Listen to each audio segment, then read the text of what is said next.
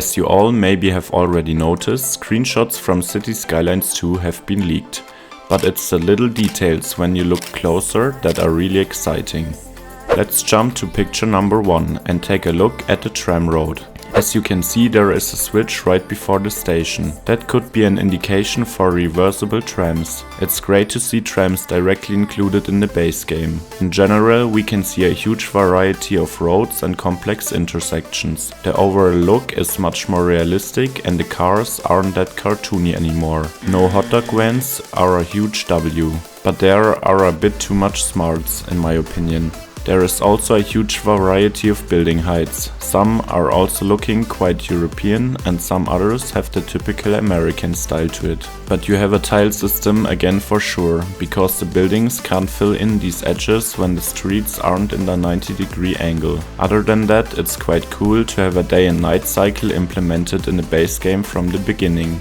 Picture 2 shows us really cool and modern looking high-rise towers. Also, the light animation inside the windows looks awesome. Some buildings are covered with ugly billboards again, but fortunately not to this extent as in CS1. You also see a snowman without any snow around it.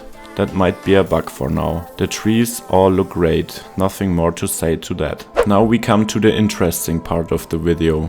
In the next 2 pictures you see a lot of little details that are very exciting. Where should we start? The highway merges are really clean. It seems like no more 45-degree angle is needed. Also, the node markings look really good. I wonder if they are auto-generated or you can customize them afterwards, like with intersection marking tool. Also, lane splitting isn't node-based anymore. Instead they are lane-based, which is a huge plus. It also seems like tunnels are much more flexible now. Finally, you can build really cool and smooth frontage roads, interchanges and sunken freeways. I wonder if you can choose the intersection type on a junction and select roundabouts instead, for example. The most exciting thing in this picture, for me at least, is the retaining wall thickness.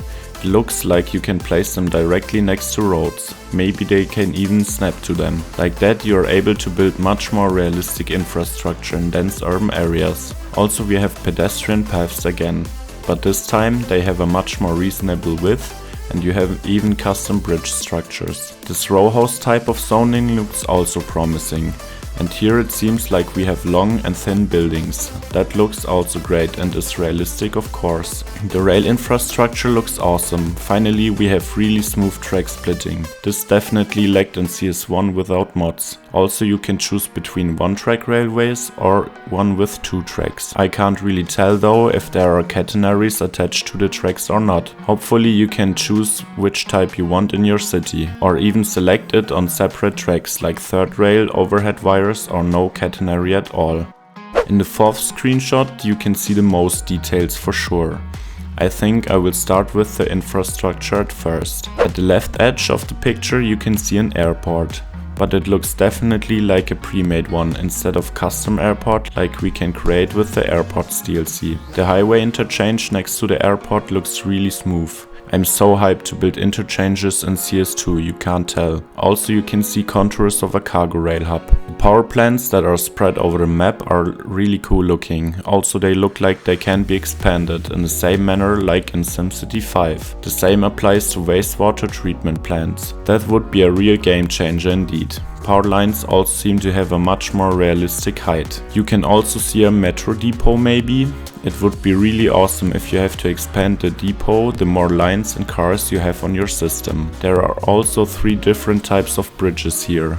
And the arch shape of the road looks really great. I hope bridge building this time will be much more convenient. I'm especially hyped for the old suspension bridge with the archways above the road. The waterfronts are really clean. This could be a clue for way better key building. Also, these docks have sharp edges, which is much more realistic than the round and fat keys we have in CS1. This one looks like a university campus to me. It would be awesome to have something like that from the beginning. In general, you can see buildings in a huge variety of shapes and sizes across the map.